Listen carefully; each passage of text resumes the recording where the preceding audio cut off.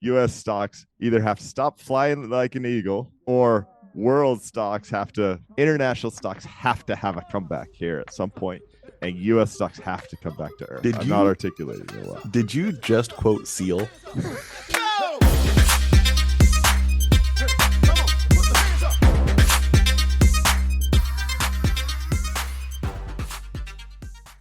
This podcast contains the arguably witty banter of two friends, Skippy and Douglas, that like to debate about investing. The content is intended to be entertaining and for informational purposes only, not investment advice. You should do your own research and consult a financial professional before using any of the information in this podcast, and especially before investing. Guess who's back? Back again. Skippy's back. Douglas, it was not that long. All Oh right. my goodness. Where Took have you 1 week been? off. Where have you been? I had to go explore, man. That's There's right. a quote, I'll get it wrong, but it basically says that males are hardwired to be hunter gatherers who go explore. You need some exploration in this life. I feel refreshed.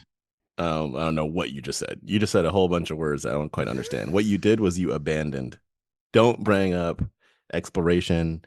What I told the people last week is that you were gallivanting around It's some Asia gallivanting. Yeah. looking for investment ideas.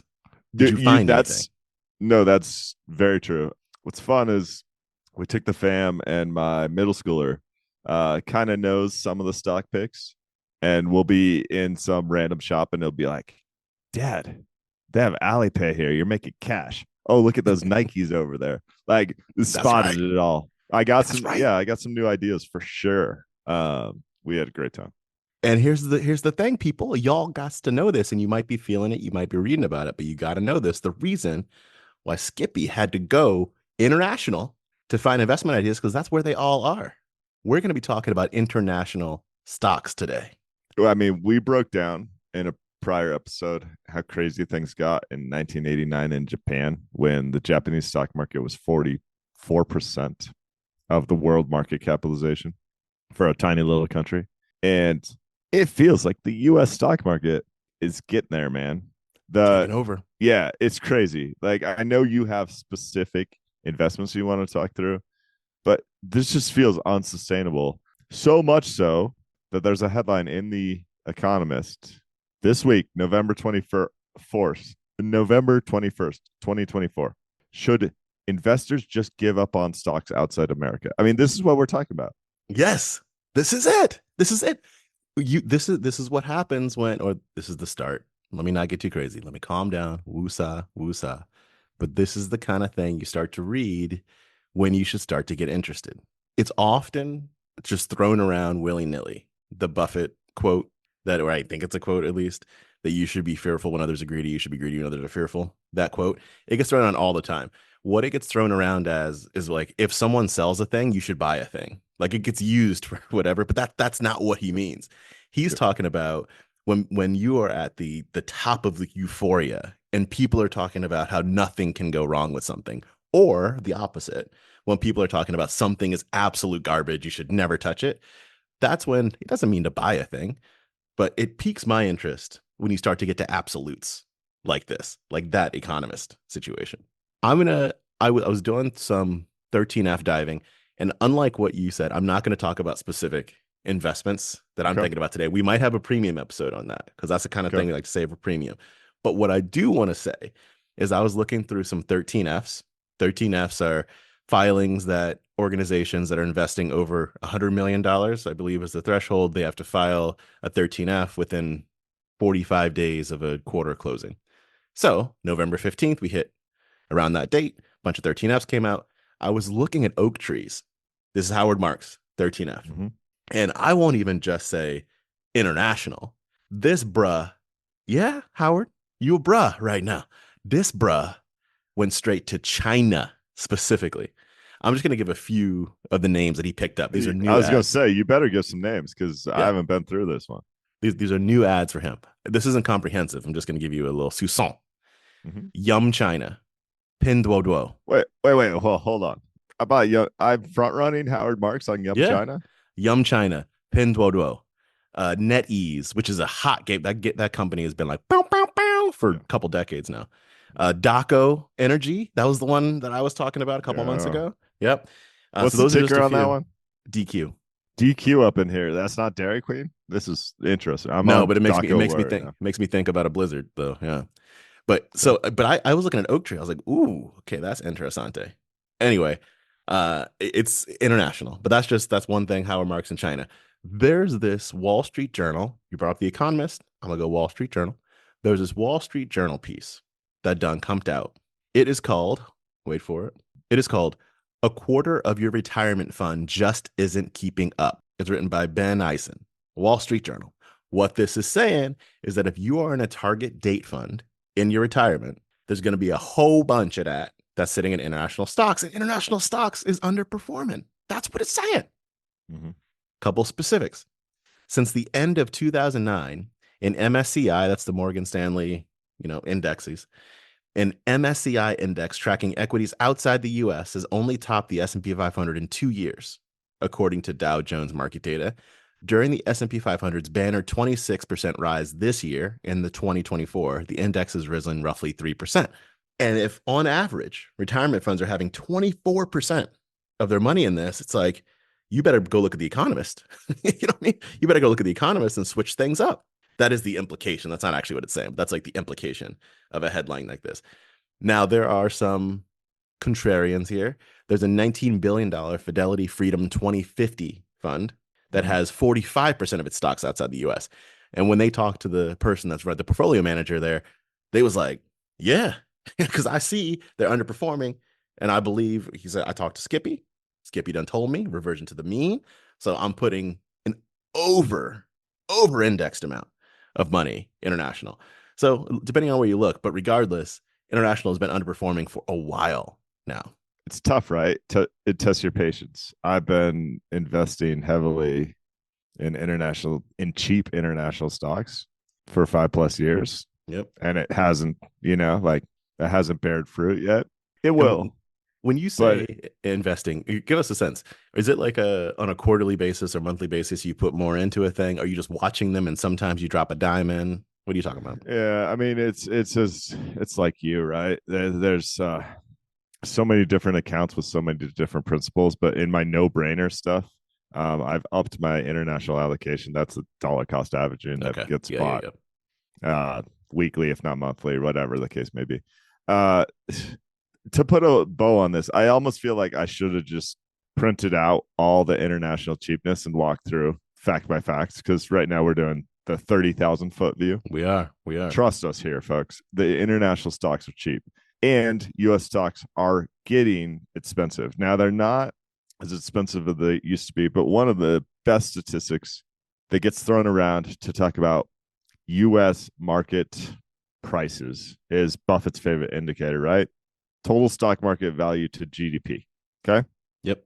This is currently Wilshire 5,000 to GDP ratio, currently at almost 200%.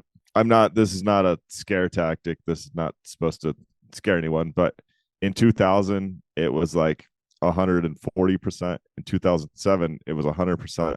I mean, we're way outside your historical averages here. I can give you a bunch of other statistics. Cape ratio isn't as bad as it has been, although it's getting there. But I think the best one here is just overall market concentration, and the U.S.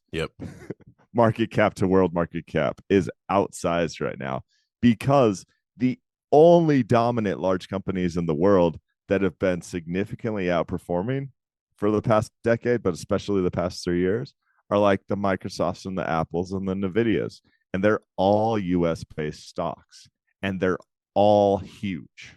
So they can Nvidia is the perfect example of something that has consistently grown profits in a way that almost didn't seem possible.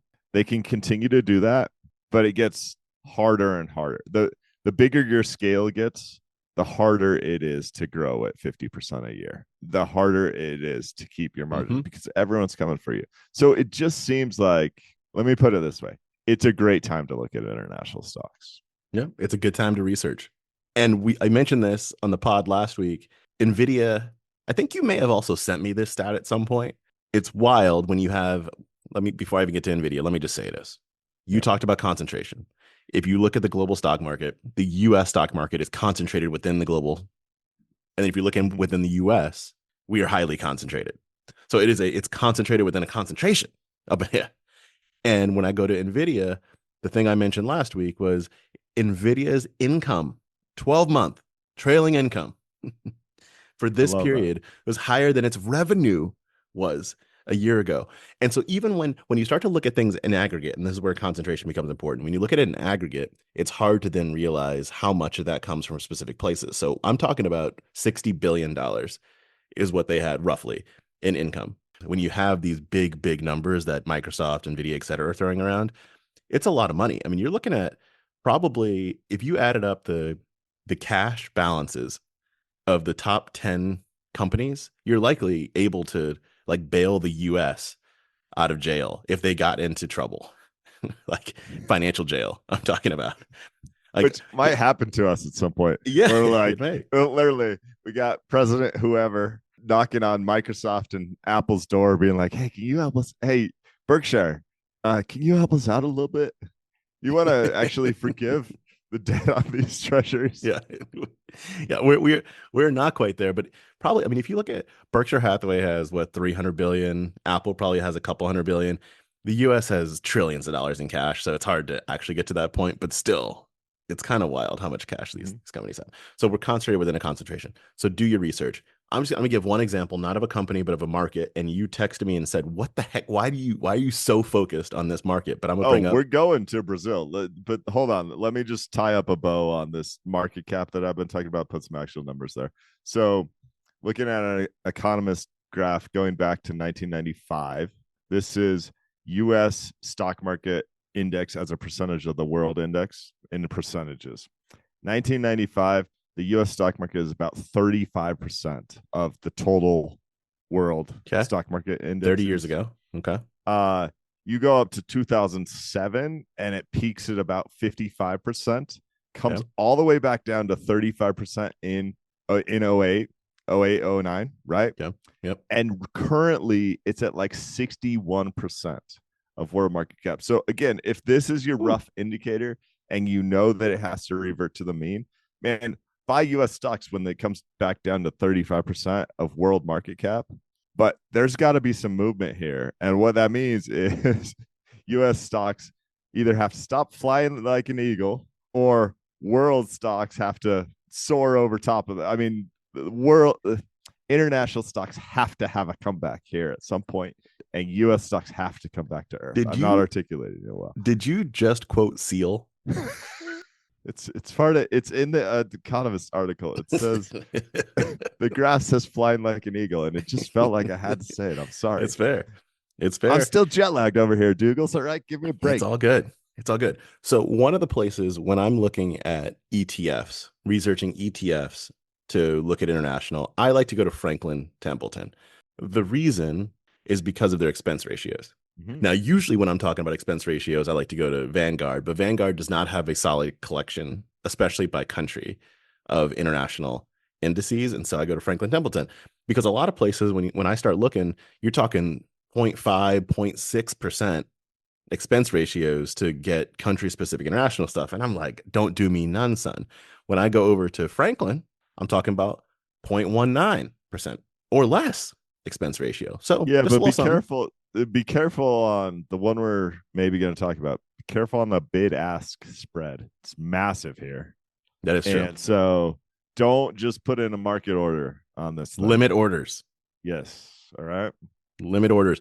And it's good that you brought this up. This is just a small aside, little PSA, but there are many different costs, transaction costs that you can attribute to buying or selling a stock. There's taxes, could be one. There's a direct cost right back in the day when you actually got charged $5, whatever it might be, in order to trade. There's that one. What Skippy just brought up is the bid ask spread. So that's the difference between the price at which someone will sell, the price at which someone will buy something. And when there's a large spread there and you just put in a market order, you can get jam woozled by paying a much higher price. Yeah, and we're gonna I want to add to this. Most stocks that you would buy internationally are so liquid, meaning there's millions, if not hundreds of millions of shares changing hands on a daily basis, that the bid ask spread is like effectively zero. Yep. So there's a really liquid market there. For the smaller stuff, like the one you're gonna theoretically talk about, the total assets on this are only 150 million bucks, and it's just not that liquid. And so I'm seeing a 23% bid ask spread, meaning there's a huge difference between what people are currently willing to buy the thing for and what people are currently willing to sell the thing for. You got to navigate those waters. That's right. So I want to talk about FLBR. This is the Franklin Templeton Brazil ETF. So often the way that the Franklin Templeton ETFs work with countries is you have FL, and then they change the last two letters. FLBR. Couple stats I want to throw out here. PE ratio under 5. Whew. You have what I love, dividend yield over 7. Yes. It's like now the dividend is irregular. I mean, it's like it's not fixed because it's the dividends that are paid to the collection here. And another like PSA on this research recommendation is when you invest in international stocks, we've talked about this before, but there's so many additional complexities like currency risk, right? So one of the reasons that the Brazilian stock market, and I'm with you here, Douglas, this is an intriguing research recommendation, is cheap and getting cheaper as there's nothing but negative news lately in Brazil. And that is affecting their currency and their companies. So you get like this double whammy. It's not a leverage effect, but it almost acts as a leverage. It's a compounding. Yeah. The thing I loved, I mean, gosh, what you throw out there for price to earnings, 7, whatever. I buy PEs 7. That's no big deal. Price to cash flow right here is 3, at least according to Morningstar. Yeah. I'm into that. I'm into that all day, every day. And dividend yields, 7-ish, north of 7, starts to get pretty appealing, man. Mm-hmm. And for folks that have been following my portfolio for a hot minute know that I've been in a company called Stone Co. for 2 or 3 years now. I can't remember when I first bought, 2 or 3 years ago. Mm-hmm. And Stone has now dropped considerably, 50% or so over the last 9 months. This is one I'm, at least for now, I'm continuing to hold. And I'm like, do I buy more of this thing? So what I need to do is I need to read up on what's been happening a little bit more recently before I figure that out. But what looking more into Stone and seeing that got me doing was getting my big eyes open for all of Brazil. And so I've started to look at what else is happening in Brazil, including this ETF. So I personally, Dougals, have research that I need to do before I decide to pull on this. There's another Brazilian company I'm looking at as well, or the ETF, but flagging as one example what international can look like relative to the US right now with its risks. Can you refresh my memory? Because it has been maybe 2 years. Is Stone like the Brazilian Square competitor? Yeah. So it's payments? Yep. Okay. I mean, to me, that makes sense why it's getting crushed. Yeah, absolutely. If the economy is struggling, the currency is struggling. I'll tell you, traveling through Asia as an investing nerd, man, like those payments, each time I paid with the credit card at 1,000 different stores, whether you're buying coffee or a t-shirt, I might be exaggerating slightly. Like just going through the like, oh, they're using Square Terminal over here. Or, oh, this is like Aiden, or this is all Alipay. Like fascinating to see who has their hooks and where and kind of see those pipes. The payment pipes are a really fascinating piece of this whole equation. Yep. Not as much regulatory capture potentially over there as Bill Gurley would talk about as you have on this side of the pond. But what's fascinating is what I learned from Bill Gurley recently. We've talked about Visa and their ridiculous profit margins and the fact that they've built a network that is very unique. There are a few countries who have recently said, like, why should we let a company like Visa, a company like Stone, a company like Square, a company like Stripe, whoever, just take a fraction of a cent for every transaction? Why don't we build a federal-backed payments network and do it for free? That have had pretty good success. Like, so I think in the US, I don't think that's happening anytime soon, but I was naive to that I think South Korea is a good example. And I almost think Brazil might be another one, dude, because I'll send you that research, but it's a really cool, it's like a fundamental foundational element. It's not your roads and schools, but you might want to build a payment network. I mean, the Federal Reserve has done it with FedNow, but that's been a slower rollout. Slog. What a slog. Maybe because of regulatory capture. Could be. Could be. All right. What you got in the fishbowl? I want to talk about this. I think in people's like lotto ticket investing fund, which is maybe 1 to 5% of total funds where they're going and trying to buy high flyers. I think the thought process that goes back in our reptilian brain is like, oh, I just need to buy the next Amazon or I just need to buy the next Microsoft. And if I do that, my goodness, I'm going to be a millionaire. I sit on my I'm gonna sit on the beach and drink my Mai Tais. Everything's gonna be great, right? Yep. We've talked through before with a company like Amazon just how hard that is to do. Meaning you'll sit through multiple 90% drawdowns. You'll buy the thing at $100. 2 years later, it's trading at $10, and you're just supposed to sit on your hands. You know how hard that is to do. So that's one piece of the equation. Yep. I think the other piece of the equation is how long this typically takes, and I want to highlight that. So we got some name brand stocks here, some of the best investments of all time, and this is how long it took to turn $5,000 into $1 million. That's a 200x return. Okay. Yep. Something like Amazon, I mentioned that, 22 years. Something like Nike, Walmart, Costco, those are all 35 to 40 years. Again, absolutely great investments. No one would argue otherwise. Yep. But still, Walmart 40 years, like it's really hard. It's really hard. $5,000 into $1 million. Even Nvidia, 10 years, Netflix, 16 years, Apple, 20 years. And that Apple is cherry picked. I mean, Apple's been public longer than 20 years. So that's buying Apple at the perfect time. It's I just think that piece of the equation gets missed. What if you bought GameStop in December 2020? What would happen? Talk about cherry picked. Maybe this is an argument for index funds. It could be an argument for a lot of things. Starbucks 32 years, Microsoft 33 years. I just think it's a good data point. I really like it to say, even if I'm perfect here, yep, I'm still 20 plus years out and dealing with multiple. I mean, in 20 years, you have at least 50% drawdowns, probably 75% plus drawdown. And it's a hard game, man. That's all there is to it. Really hard game. Somewhat related. It's tangential.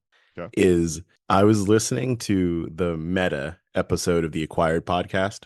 And wait, really? I fell asleep to that on the plane. Yeah. Oh, look at us. Yeah. Look at us. I don't know what that means. Was that some kind of kindred spirits? I'm not sure what that means. So I listened to this. It's 6 hours. So just like buckle up, people. If you started listening when you were taxiing to take off on your flight to Asia, it might not finish by the time you end up landing in Asia. That's how long that is. This is such a long podcast. That's how they roll over the Acquired side.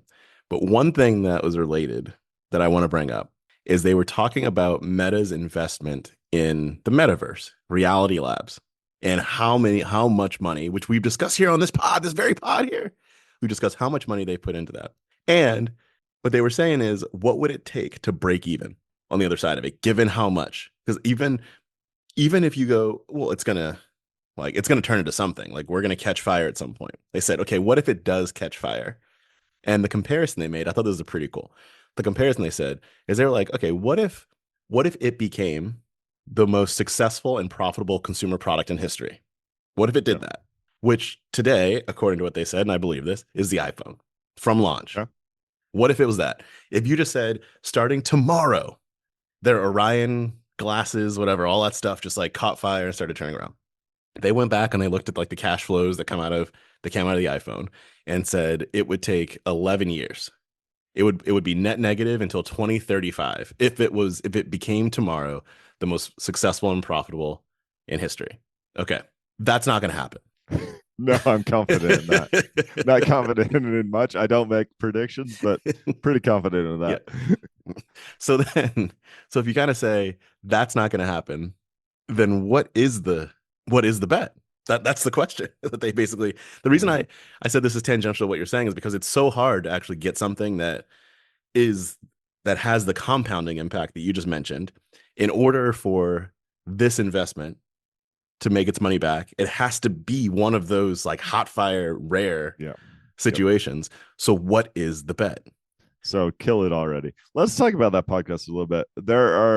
I never really wanted to read like Mark Zuckerberg autobiography or anything. There are a couple tidbits I did not know because I really have not studied his early career. I had no clue in high school he built an app that had a $1 million offer, and he at 17 he was like, I don't know, I think I'm good. I had no clue. He had maybe this is true. Apparently he didn't study for the SAT and aced it. I I had no clue that he was like inches away from getting kicked out of Harvard, but they were basically like, we think this guy's going to make lots of. I mean, I think it came down to like, we'll want this guy to be on our alumni list or our dropout list. He's one of their rare investments. And Harvard was like, I think this might 200x. Like, I also didn't know, and I think I'd encourage many more universities to do this. Harvard's leave policy is like, yeah, go start your thing. We'll take you back whenever you want. Why don't more? It doesn't have to be your ITT Techs or whatever, but why don't more colleges do that? If you're a top tier college, dude, yeah, you got in once. You want to go start your company and it fails. Come on back. That makes all the sense in the world to me. DeVry, I also had no clue. DeVry's not doing that.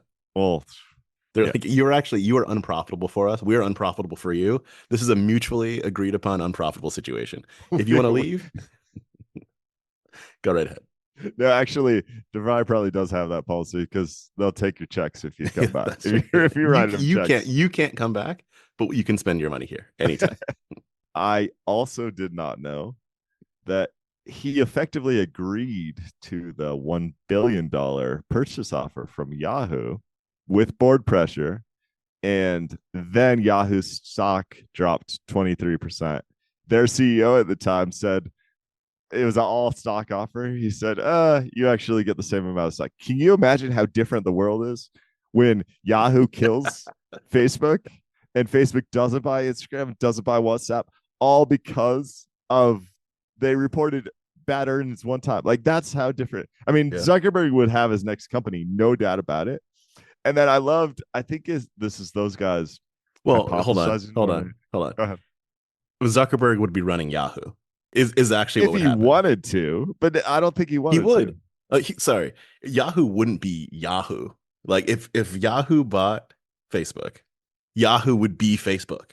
But in these types of situations, like he's the more powerful individual. He would probably just said he'd be like chief product officer for 6 months and then would end up becoming CEO, and then it would just be Facebook. Yeah.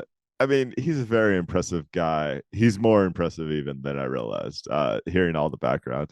I think the other thing that, again, I think they're speculating, but I love this speculation. It was like, this becomes clear when you know the history of like, I'm 17, turning down $1 million offer for a company that I built on a couple weekends.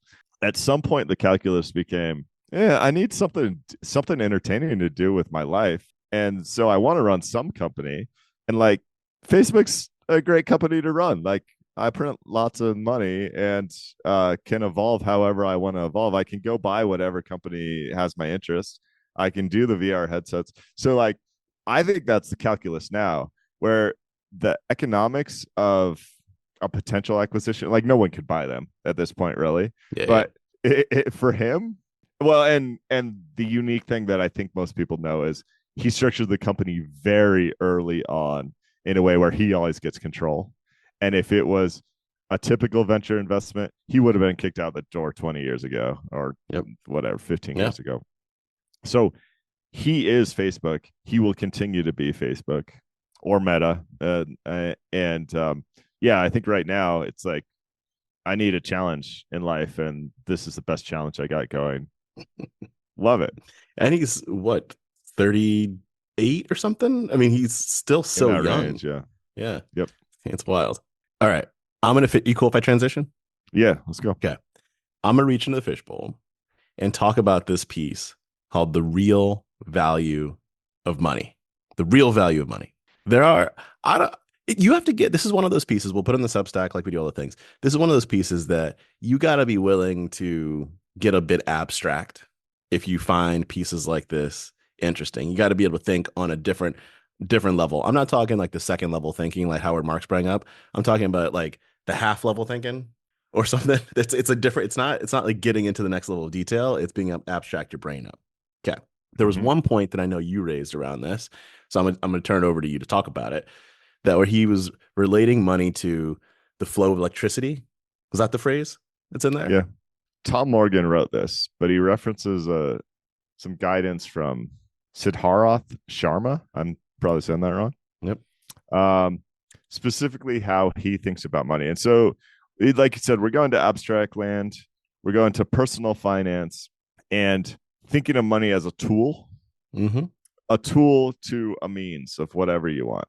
And the quote that really stuck with me, I mean, you sent this to me, I'm on a train somewhere in Asia, right? Is this one. I've yet to find anything written about money my to express the epiphany I had some years ago. Money is electricity, not coal. The power is in the flow. So that's really what I'm talking about. Yep. This Yep. idea that the power is in the flow. And where this carries some weight with me is I've seen people get really rich and worry about, the cost of a stick of gum. And I haven't seen them be particularly happy. I've seen people make a lot of money really quickly, buy all the Porsches and Ferraris and everything else. And I haven't seen them get very quickly. And if folks are interested in that mindset, there's a book called Never Enough by Andrew Wilkerson, owner Yep. Tiny, who does a really good job articulating that ride because he founded companies where he got really, really wealthy and tried to play that game and eventually just got bored to death with the buying the next Porsche piece. I think this stuck with me because I was traveling, right? And so I was traveling in Tokyo, Kyoto, all over Japan. And like in Kyoto, you can go to a local shop where the average person makes about $35,000 a year in the US equivalent of that, making chopsticks or unique gifts or whatever it is. Yep. And I can take my money and give it to them for something that I think is incredibly cool. And I sure hope that that makes their life better. And like, I think there's a transaction of joy that's happening there on all sides. Like, everyone is happy. And that's what I thought about when this money is electricity, the power is the flow. Like, if you find ways where the flow is making both sides happy, both sides better off, that's brilliant. It's so much better than having a huge bank account that you never get any joy from actually like the experience of the flow. I don't know. Can you help me better explain this concept? I don't know if I'd say better, but I agree with that point. It's in the coal versus electricity point to me is it's not a static like balance sheet asset that just sits there. If it does that, it brings nothing. It's in the movement of money, in the velocity, as you call it, of money, where the value ends up being added. This makes me think, I'm going to get even more abstract for a second and then come back. It makes me think about at work, we were talking about high performers. And that's a concept companies talk about all the time, high performers. One of the things that I raised in that conversation is let's not look at necessarily who the people in this quote unquote high performing bucket are, but let's look at the flow of people into and out of that high performance bucket. And that flow, to steal the language here, is what's going to tell us about the health. The reason there, and I'm going to see if this analogy ends up coming back and connecting. The reason I think that that's powerful is because if people are not able to see themselves in that high performance bucket, meaning if it's like a static group of folks that is insular, then there isn't motivation to try to get there. And then also, if someone becomes a high performer, and that's just who they are now, and I get A's and I'm just going to get A's forever, that becomes boring. So you also need the ability to not become a high performer, not as a demotivator, but more as like goals are constant and they are shifting and there's always something to go after, not in like a vanity way, like buying the Porsche, but more in an intrinsic motivation. kind of way. With money, the reason why I see something analogous there is that it's if you treat money as a scoreboard, so to speak, and not as a means to buy the Porsche, then it's about, let's go back to Meta and Zuck. It's about solving interesting problems that are valuable. And the scoreboard for that value is money, but it's not the money. It's not like the material aspect of the money. That's just a representation, and it's really about the pursuit, the journey, the creation of value. And that creation, I think, is where the flow comes into play. Did that analogy break? I think I'm almost there. I mean, this is a very challenging thing to talk about, especially when you're jet lagged like me. But but I want to attempt to do it justice because I've been in a situation switching careers, or we've seen. To me, I wanted to talk about this with the FIRE movement too, right? Oh man, So yeah, if your job is to save 60% of your income, work super hard for 15 years, and then sit on your hands. And I'm generalizing here, not all yep, people in the and for those who don't know, FIRE stands for financially independent, retire early.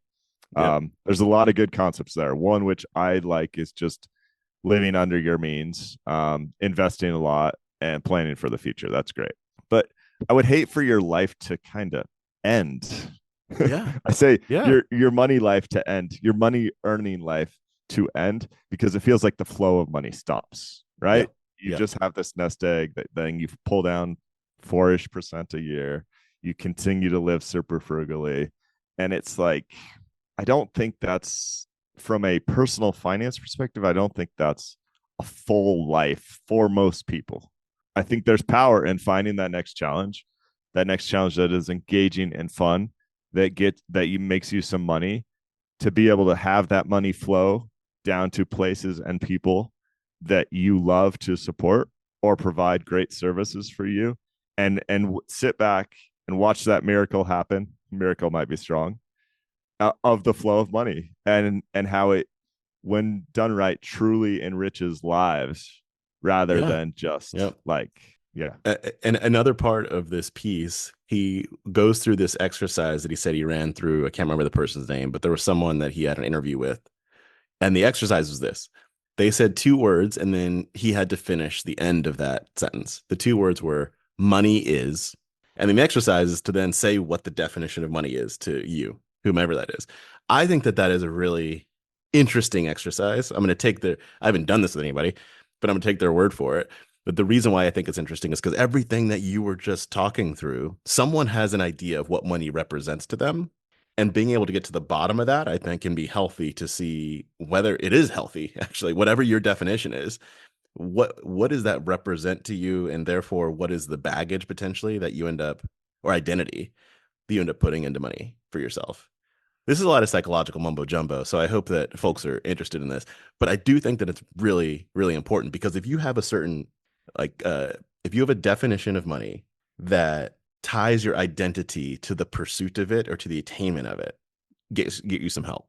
uh Was that too Maybe. far? Let's say rethink it. I'm gonna read the Okay. last couple sentences here, because we probably should have just read the entire quote instead of our mumbo jumbo here. But here's how Siddharth Sharma wraps up this thought. Lastly, money is energy. Large quantities of it will not get you peace and relaxation any more than 100 barrels of gasoline in your house will. This is why you don't want to hoard it. I just, this thought Huh. of like, it, like it's not a doomsday bunker. And I do see generally wealthier folks in my network that have worked hard, have great skills, and have been frugal their entire life, and are now of retirement age. And Yep. the thought of spending that money, the thought of it flowing freely, gives them high anxiety, right? Yep. And it's like, I understand it, because you built these habits for 45 years Yeah. Yeah. and you can't change those habits on a dime. But at the same point, think of all of the hard work and anxiety that came to you having that. I'll throw out rough numbers: 10 million, 20 million, whatever, nest egg.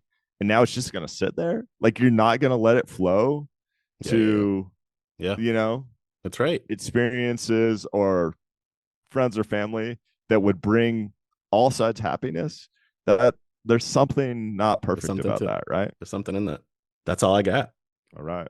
I'll tell you what, if that crazy mumbo jumbo at the end, if you guys like that, hit skippydoogles@gmail.com and we can do a deep dive on it with several pages of notes and talk through that. Or if you have thoughts on that, send them our way and we'll do a listener mail segment next episode. Same on the international stocks. I mean, we just touched on Brazil.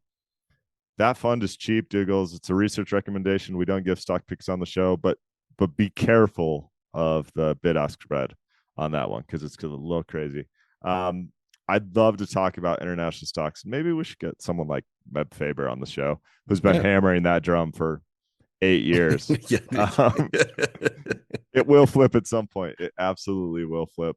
I think part of what we're saying there that we didn't actually say is don't fall into the trap of country bias, where you live in the U.S. so that you think the only thing you can do is investing U.S. stocks, because all this is a cycle, right? There's times when the U.S. stock market is undervalued. There are times when it's overvalued. And if truly your job is to not go bust or not have massive crashes, you need that diversification with different asset types and different countries for your equity holdings. All right. Great talking to you, Douglas. We'll talk to y'all next week. All right. Bye, everybody. Thank you.